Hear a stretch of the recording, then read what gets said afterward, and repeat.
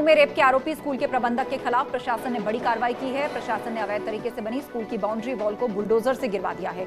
DM के आदेश के बाद यह कार्रवाई की गई। मामला फतेहपुर रमीपुर थाना क्षेत्र का है।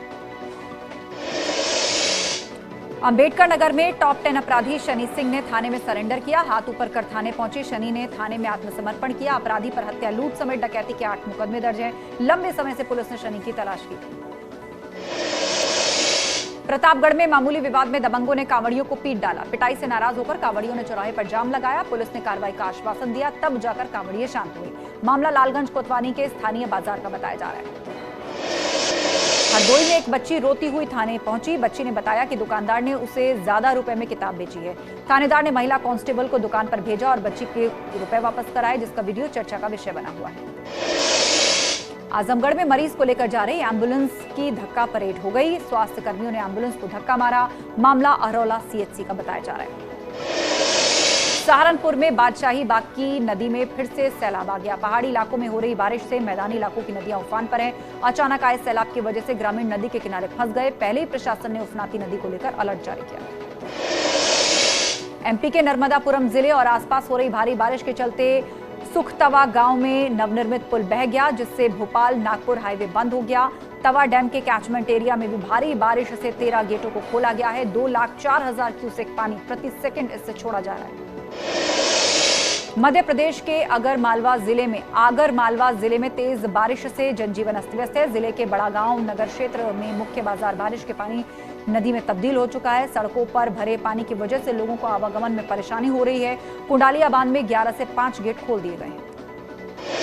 विश्व प्रसिद्ध फूलों की घाटी में मानसून की बारिश के बाद चारों तरफ हरियाली छाई है। रंग बिरंगे फूल के साथ उत्तराखंड का राज्य पुष्प ब्रह्मकमल खिल चुका है। आपको बता दें, 1 जून से फूलों की घाटी में 60 विदेशी पर्यटकों के साथ लगभग 4,500 देशी विदेशी पर्यटक पहुंच रहे हैं, जिसको वन विभाग को करीब 6,80,000 का राजस्व मिला है। फूलों की घाटी और हेमकुंड साहिब पैदल मार्ग पर इन दिनों मानसून की बारिश जमकर हो रही, जिससे प्राकृतिक झरने भी चार्ज हो गए हैं। बहते हुए झरने प्रकृति को काफी खूबसूरत बना रहे हैं, लेकिन इन झरनों का पानी बढ़ने से पैदल रास्ते भी क्षतिग्रस्त हो रहे हैं, जिसे पार कर सैलानी और श्रद्धालु जा रहे हैं।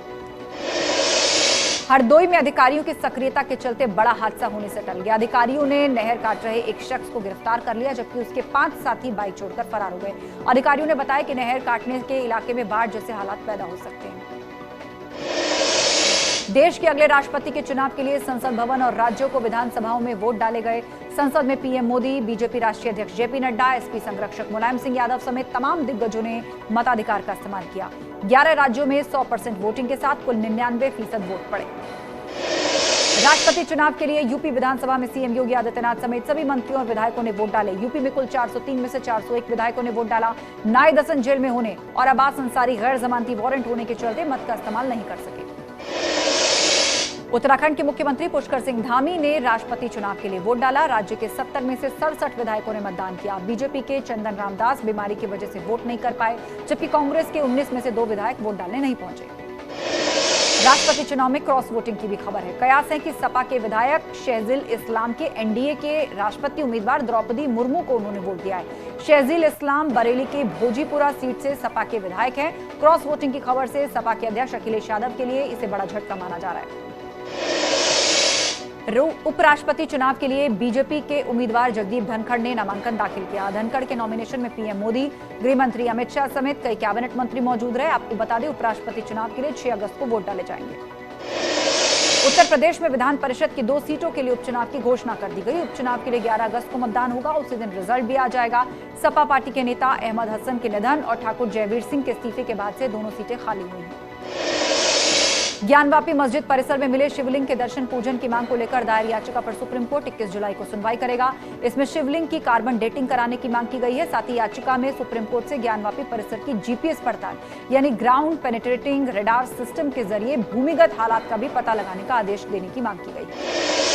मथुरा जन्मभूमि मंदिर और शाही ईदगाह मस्जिद विवाद में इलाहाबाद हाईकोर्ट का निर्देश, जिला कोर्ट 3 महीने में अर्जियों का निपटारा करें। हाईकोर्ट की सिंगल बेंच ने भगवान कृष्ण विराजमान और अन्य की ओर से दाखिल याचिका को निस्तारित करते हुए निर्देश दिया।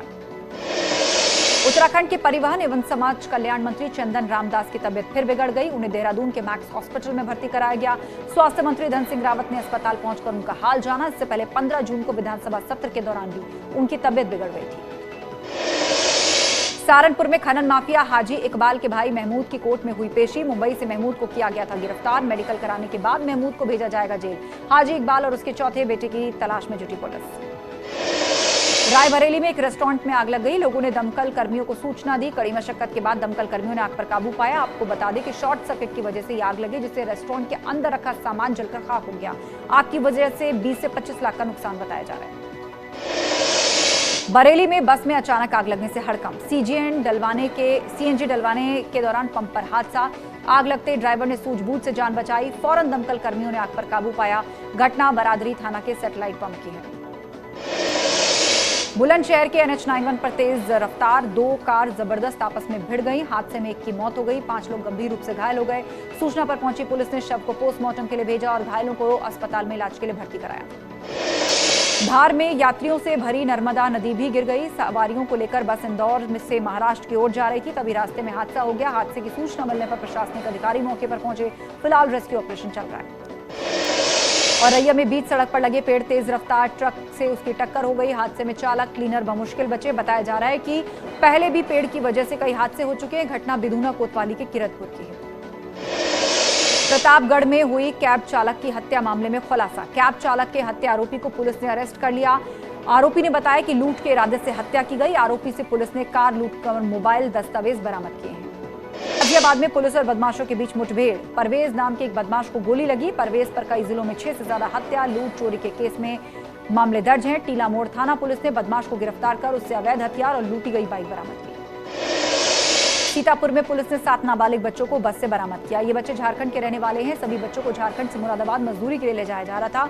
अज्ञात द्वारा सूचना मिलने पर पुलिस ने बच्चों को बरामद कर चाइल्ड लाइन को सौंप दिया। हापुड़ में ATMS कॉलेज के अकाउंटेंट पर छात्रों की फीस के गबन का आरोप है। कॉलेज के सचिव से मामले पर थाने में FIR दर्ज कराई गई है, जिसमें अकाउंटेंट पर 13 लाख से ज्यादा रुपए के गबन का आरोप है। पुलिस मामले की जांच कर रही है। फिरोजाबाद में कोर्ट ने घर में घुसकर लूट के बाद हत्या करने वाले 7 आरोपियों को आजीवन कारावास की सजा सुनाई। 9 आरोपियों के खिलाफ कुंडला पुलिस ने आरोप पत्र दाखिल किए। इन सभी पर आजीवन कारावास के साथ 50,000 रुपए का आर्थिक दंड भी लगाया गया है। मामला 2014 का है, जब आरोपियों ने घर में घुसकर लूटपाट और हत्या की थी। शाहजहांपुर में महंगाई को लेकर आपने कलेक्ट्रेट के सामने प्रदर्शन किया। प्रदर्शन के दौरान कार्यकर्ताओं और पुलिस की नोकझोंक हो गई। नेताओं की बैरिकेडिंग हटाने पर कार्यकर्ताओं और पुलिस के बीच धक्का मुक्की भी हुई। सोनभद्र में अघोषित बिजली कटौती को लेकर SP कार्यकर्ताओं ने कलेक्ट्रेट पर प्रदर्शन किया। इस दौरान कार्यकर्ता हाथ में बांस का पंखा लिए नजर आए और बिजली कटौती पर रोक की मांग की। उन्होंने प्रदर्शन के बाद जिला प्रशासन को ज्ञापन सौंपा। ललितपुर में अतिक्रमण हटाओ अभियान के दौरान दबंगों ने नगर पालिका के कर्मचारियों से मारपीट कर ली। घटना के बाद कर्मचारियों में नाराजगी है। कर्मचारियों ने प्रदर्शन के बाद DM SP को ज्ञापन सौंपा और दबंगों के खिलाफ कार्रवाई की मांग की। मामला 16 जुलाई का है, जब अतिक्रमण हटाने पहुंची टीम ने दबंगों से मारपीट की थी। बुलंदशहर में स्कूली बच्चों ने सड़क पर प्रदर्शन किया। इन्होंने मुंडा खेड़ा रोड पर जाम लगाकर जिम्मेदारों के खिलाफ जमकर कार्रवाई की। बच्चों ने बताया कि रास्ते में पानी भरा होने की वजह से उन्हें स्कूल जाने में दिक्कत होती है। बच्चे बिजली पानी जैसी समस्या निस्तारण की मांग कर रहे हैं। सूचना के बाद पहुंचे अधिकारियों ने उनको समझाने की कोशिश की। जाम खोला। लोगों ने समस्या का निस्तारण न होने पर आंदोलन की चेतावनी दी। बहराइच में महिलाओं ने नगर पालिका के खिलाफ मोर्चा खोल दिया। सैकड़ों की संख्या में महिलाएं नगर पालिका के गेट पर अनशन पर बैठ गईं। मोहल्ले में गंदगी और जल भराव से वो परेशान हैं और उससे बच्चों को भी स्कूल जाने में दिक्कत होती है। शिकायत के बाद भी अधिकारी अनदेखी कर रहे हैं, जिससे तंग आकर महिलाएं अनशन पर बैठ गई।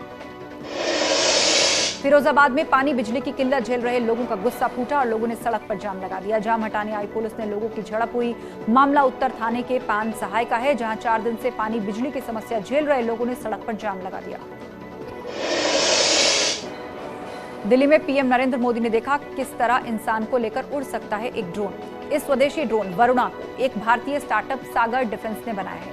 इस ड्रोन को इंडियन नेवी के लिए तैयार किया जा रहा है। यह ड्रोन 130 किलो वजन तक के सामान या इंसान को लेकर उड़ सकता है।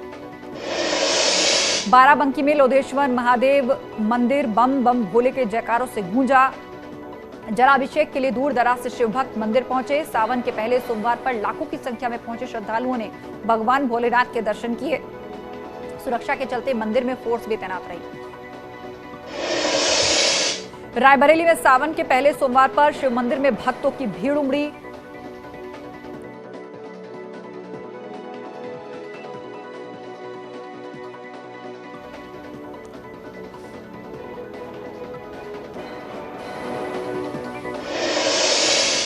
मऊ की घाघरा नदी में मिला शिवलिंग 21 किलो की चांदी से बना है। अधिकारियों ने बताया कि 10 दिन की विशेष जांच पड़ताल के बाद मंदिर को स्थापित किया जाएगा। देश में बीते 24 घंटे में कोरोना के 16,935 नए मामले सामने आए। 24 घंटे में 16,000 से ज्यादा मरीजों ने कोरोना को मात दी है, तो वहीं 51 लोगों की कोरोना से मौत हुई है। फिलहाल देश में कोरोना के 1,44,264 एक्टिव केस हैं। देश भर में 4 करोड़ 30 लाख से ज्यादा लोगों ने कोरोना को मात दे दी है अब तक। इलाहाबाद हाईकोर्ट ने कृष्ण जन्मभूमि विवाद में जिला कोर्ट में दाखिल अर्जियों पर 3 महीने में निर्णय लेने का आदेश दिया। अर्जी में शाही ईदगाह का सर्वे कराने की मांग की गई, जो पिछले 1 साल से मथुरा कोर्ट में विचाराधीन है। कानपुर के हैलेट अस्पताल में ओपीडी में मरीजों को भर्ती कराने के लिए दलाली चल रही है। दलाल मोटी रकम लेकर मरीजों को भर्ती कराते हैं और डॉक्टर्स को उनका कमीशन देते हैं। अस्पताल के बाहर बने मेडिकल स्टोर के मालिक भी डॉक्टरों को कमीशन देते हैं, ताकि डॉक्टर उनके स्टोर पर मौजूद दवाइयां मरीजों के लिए लिखें। रायबरेली एम्स में आज के कैथ लैब शुरू हो गई है। लैब का उद्घाटन डायरेक्टर अरविंद राजवंशी ने किया। लैब के चलते हार्ट ऑपरेशन में मदद मिलेगी। लैब के अलावा आधुनिक आईसीयू लैब का भी उद्घाटन किया गया। इसमें 20 वेंटिलेटर बेड वयस्कों के लिए और 2 बच्चों के लिए। शाहजहांपुर में 51 एएमएन की नियुक्ति के बाद उन्हें ट्रेन किया जा रहा है। ट्रेनिंग के बाद एएमएन गांव-गांव जाकर स्वास्थ्य सेवाएं देने का काम करेंगे और लोगों का टीकाकरण करेंगी। सीएमओ खुद सभी एएमएन को ट्रेनिंग दे रही है।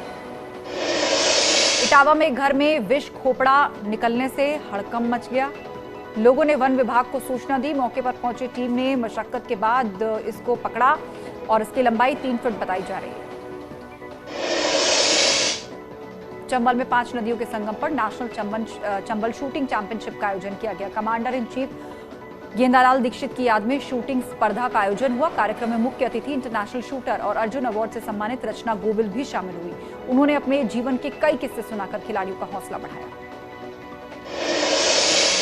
और वक्त एक ब्रेक का है। खबरों का सिलसिला जारी है, आप जुड़े रहिए हमारे साथ।